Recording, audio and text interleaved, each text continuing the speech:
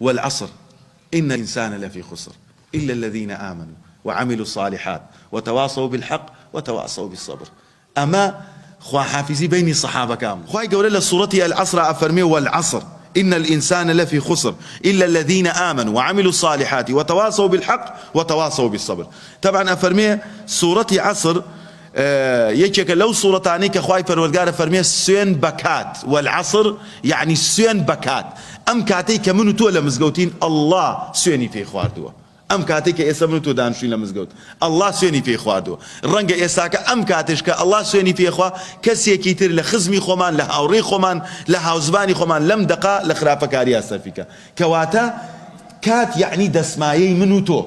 هیچ شتێک نییە ئەوەندەی کات گرنگ بێ بۆ ئێمە بۆ قیامەتمان چکۆم کات بریتە لە دەسمایە عەزیزەکانم کات ئینسان دۆزەخ و بەهەشتی پێ ئەکڕێ خوای گەورە فەرمێ والعصر إن الإنسان لفي خسر هەموو مرۆڤێک لە خەسارەمەندیایە هەموو مرۆڤێک هیچ کەسێ نییە لە خەسارەمەندیان نەبێ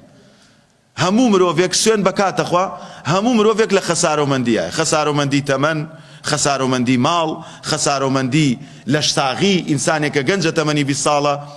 هیچ نەخۆشیەکی نییە کە ئەچێتە 50 ساڵی تر شەکەرە دەست پێکە زەخت دەست پێکە ناخۆشی دنیا دەست پێکە کوڕی ژنە هێنێ پارەی نییە کچی شووەکە زاواکەی بۆی خراپە کەواتە عەزیزەکانم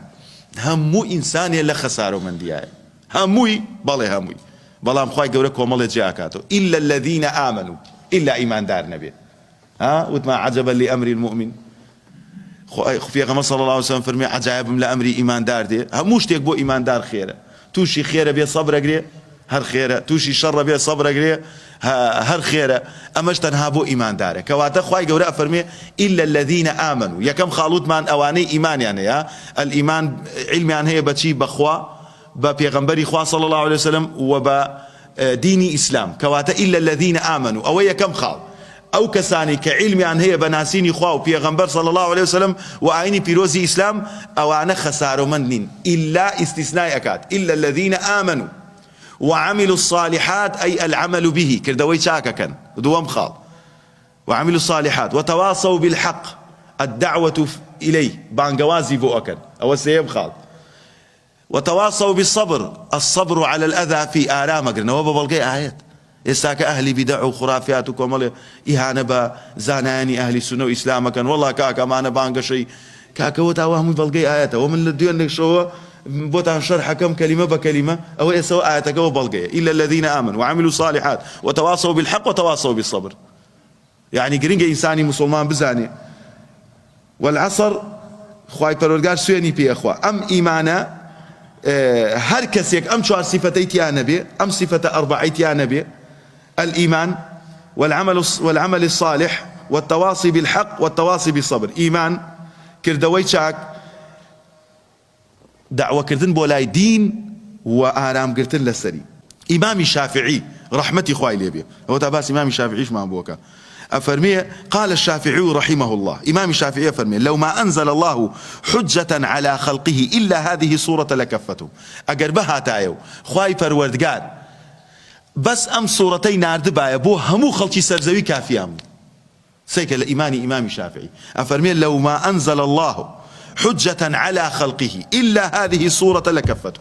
أقربها تا أخواي قورا بو أوي خلقي حجة بك على سرزوي بس ام صورتي نارد با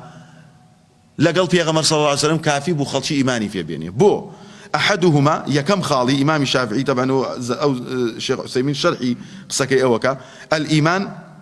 ويشمل كل ما يقرب إلى الله تعالى من اعتقاد الصحيح وعلم النافع يكم أن صورتا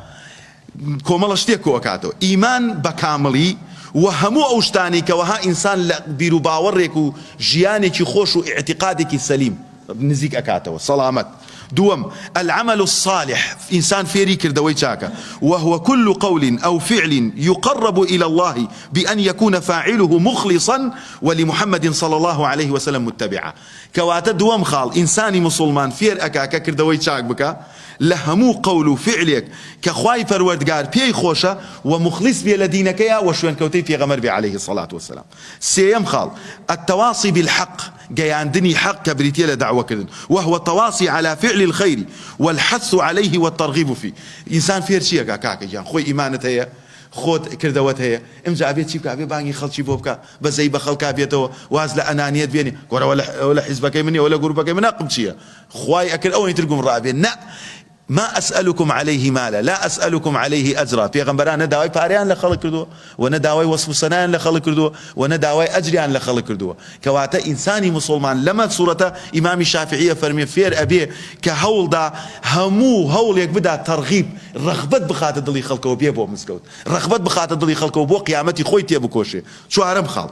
التواصي بالصبر يعني لم صورة إمام الشافعي فرمي جاء وشي أبيته إنسان آرام بقري بأن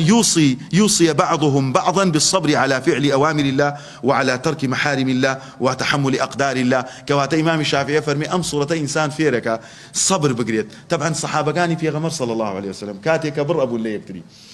دس يخصص شاني أبيت براكم والعصر إن الإنسان لفي خسر إلا الذين آمنوا وعملوا الصالحات وتواصوا بالحق وتواصوا بالصبر أما خوا حافظي بين الصحابة كامل أي طبعا معناه أتكاوي والعصر أي براكم سيان بكات همو من لخسار ومن دياي إلا الذين آمنوا تنها إيمان بيك إيمان ما هي وعملوا الصالحات ولا مزقود درشوينا وتواصوا بالحق أو دعوي بو أكين تيجي إلا الذين آمنوا وعملوا الصالحات كدوي تشاك ماكرو تواصوا بالحق أو دعوي بو أكين جنجي بو أكين جهادي بو أكين وتواصوا بالصبر آرام بقرا لسر أواني بيشو خوا حافظ ليكتري بالربون أو الصحابة أهوالم صورتتي أجيشتن أم صورة الرنج الرجاء بيخويني بلا معناكي زور قوري رنج لبنالي ولا برد فيه بلا معناكي زور واتاها الأكري بوي أم صحابانيش كاتيك الصبر يعني قلت خواهي قوري وصفي أنا كافر كنتم خير أمة أخرجت للناس تأمرون بالمعروف وتنهون عن المنكر وتؤمنون بالله أم صحابانا أهوا ديني أنور قلت كأو خالانيان لخوان جيبا جيكر بون ببانقا واسكار وإسلاميان قيانا كردستان وشمشمال أقر لباش فضلي خوا همتي برزي أوان نبوايا همتي قوري أوان نبوايا ليبوردي أوان نبوايا دا بنشتان بيان وتعبو خمان لمدينة ما إيمان معناها وردو تشي ما أقر أكربهم كرمايا بروين بو غزا وجنگ وجياد همو أو خلقه بسر بإيماني خويا زالة بو تا إسار بإيمان بو بونه هوكاري هداية داني خلق